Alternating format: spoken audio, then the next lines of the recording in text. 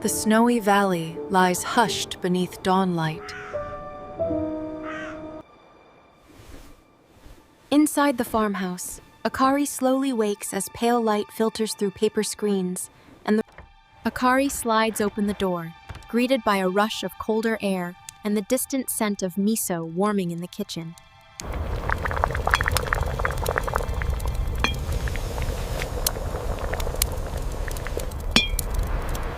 Daikon slices glide beneath the knife, each clean cut echoing softly in the warmth of the winter kitchen.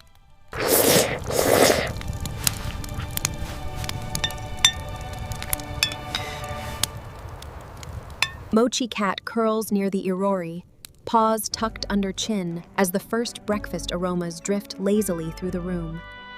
Kenji yawns his way into the kitchen, hair tousled, following the trail of steam and the promise of hot miso soup.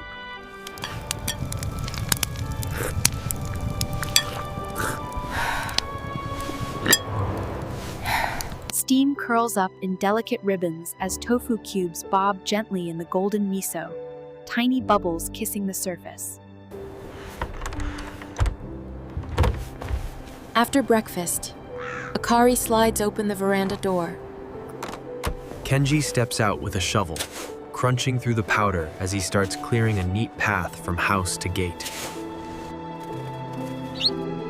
From the veranda rail, a tiny sparrow fluffs its feathers.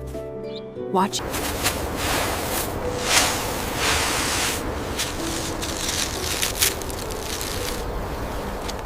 Together, Akari and Kenji pull stubborn winter daikon from the earth, laughing silently as each root pops free with a wobble. Back inside, Grandma Yori wipes snow from their shoulders, her hands warm and steady against their chilled winter coats. Snow-speckled daikon thuds onto the wooden counter, droplets running down as their frosted skins begin to glisten.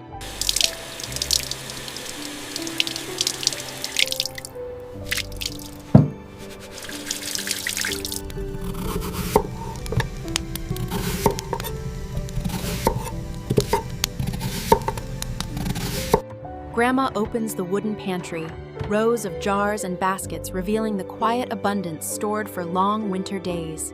Dried shiitake tumble into a bowl, their wrinkled caps tapping softly before Grandma covers them with clear, cool water.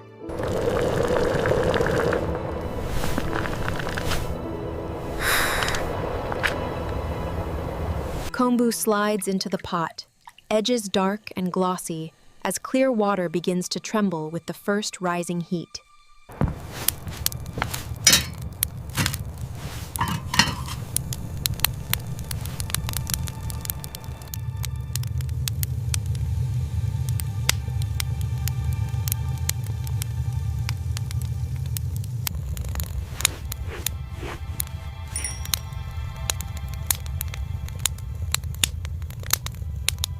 Soaked shiitake slices fall into the pot one by one, sending soft ripples across the deepening golden broth.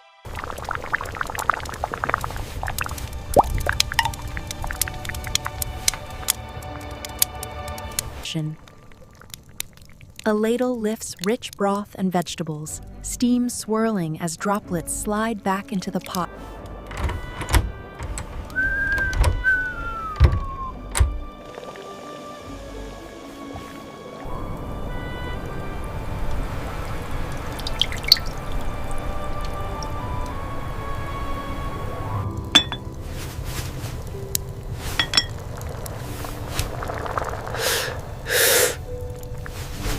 Grandma's hand sprinkles green onions over the soup, tiny rings floating atop the golden surface like bright winter confetti.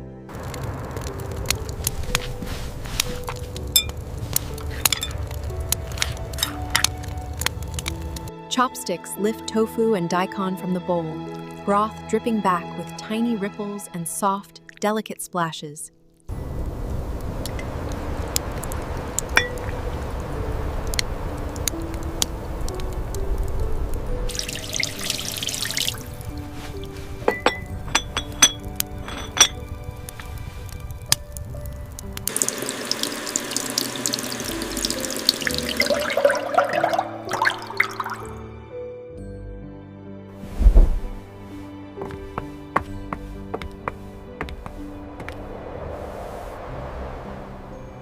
Wrapped in the blanket, Akari sits on the veranda step, watching snowflakes drift in lazy spirals over the quiet garden. Snowflakes land on the wooden railing, each tiny crystal pattern visible for a heartbeat before melting into darkened grain.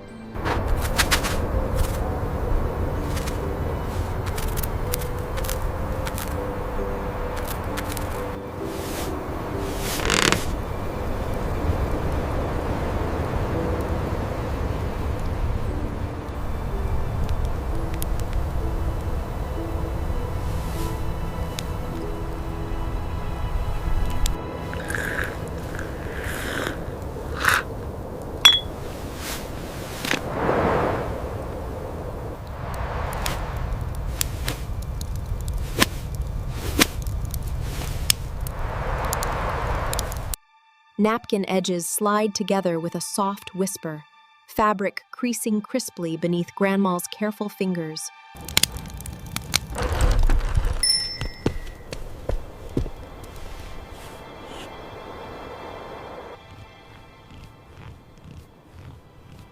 Akari's fingers stroke fur in slow lines.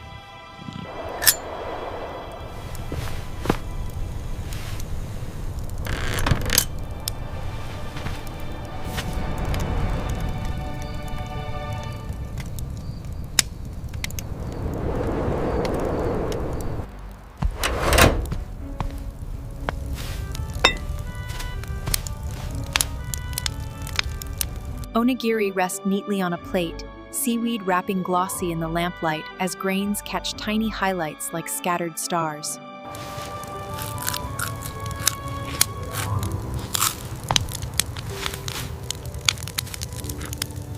Hands brush stray grains of rice from the table, fingertips gathering them with quiet, careful motions.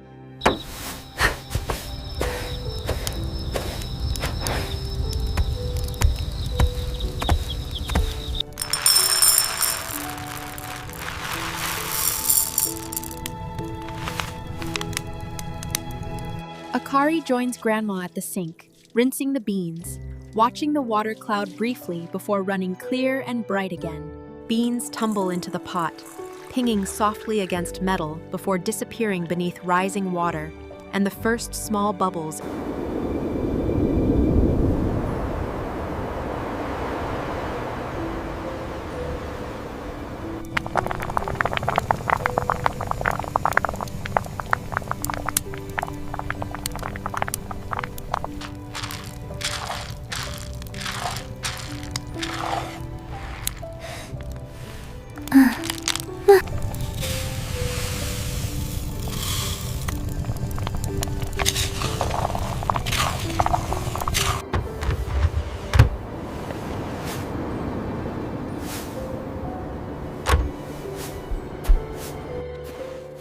Snow squeaks softly under Kenji's boots as he steps briefly onto the path, testing the frozen surface. Mochi Cat watches from the Genkin, nose twitching at the cold before retreating to the comfort of the glowing hearth. Grandma gently mashes part of the softened beans, wooden spoon pressing and releasing with a satisfying, thick sound.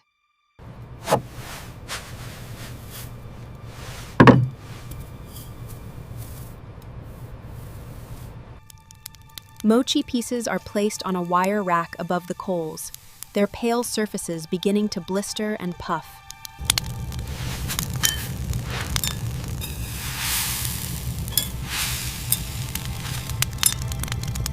Charred mochi skin crackles as Kenji gently taps it, thin crust giving way to the soft, stretchy interior beneath. Grandma ladles thick, sweet red beans into bowls, leaving space for each grilled mochi to rest like little white boats. Golden-edged mochi nestle into the red bean soup, displacing the surface in slow, glossy waves.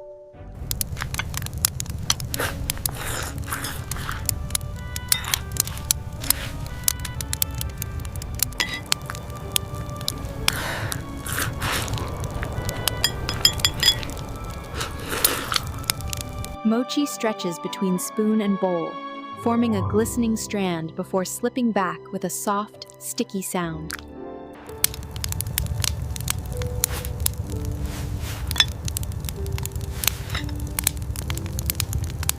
A spoon taps gently against ceramic, leaving a tiny ring that fades quickly back into the hush of the room.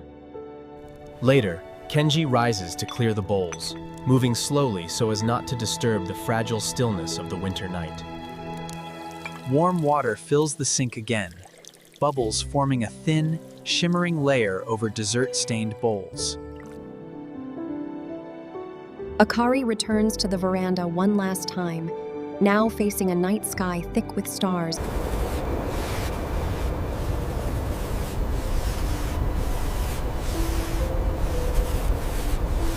Inside, Grandma carefully folds away her apron, hanging it beside the others as the kitchen finally falls still.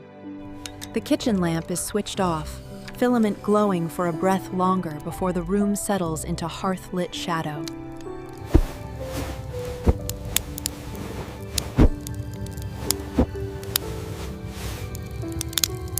Futon fabric exhales a soft, airy sound as it unfolds, creases slowly relaxing under Kenji's smoothing hands.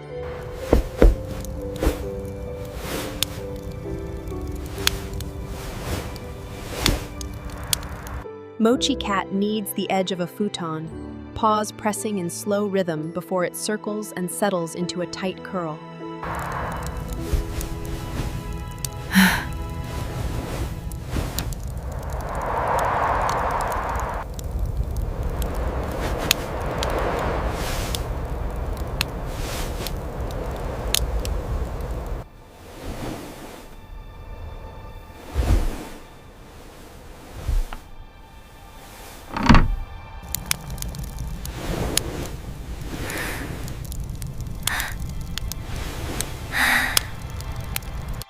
Mochi cat's tail twitches once before going still, breathing deep and steady as it sleeps at the edge of Akari's futon.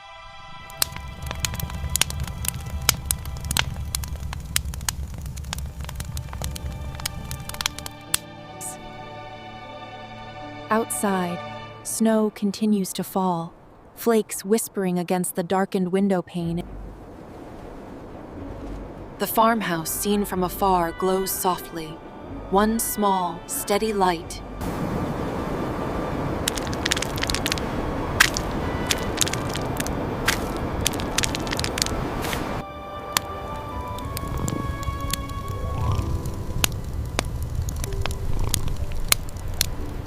Tatami fibers show faintly in the near dark, orderly lines grounding the sleeping room in simple, quiet order.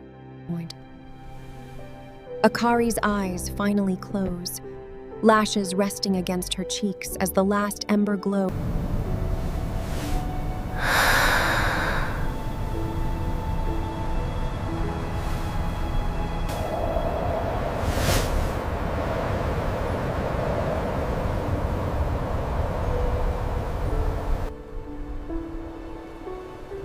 The shoji paper trembles almost invisibly with each distant gust. Wooden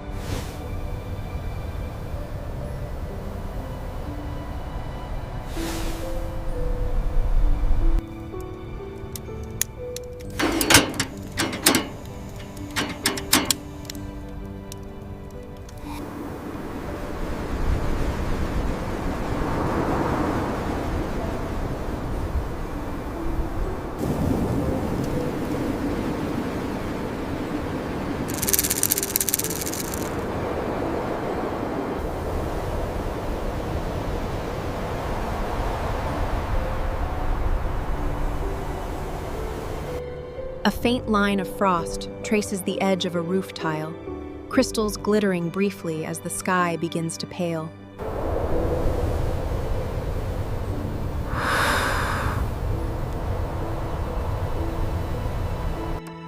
A tiny crack between sliding doors admits a hairline of gray-blue light, barely touching the tatami edge.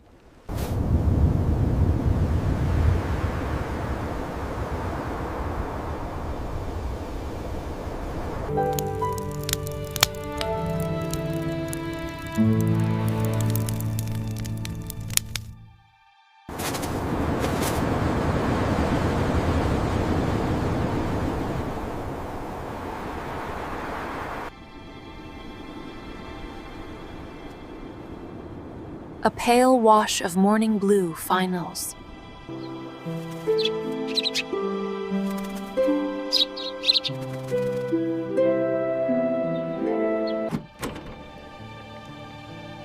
From inside, a new day's kettle begins to hum faintly. Condensation blooms once more on the cold window glass. Tiny droplets. Snow, soup, warmth, and sleep fold into memory as the farmhouse rests,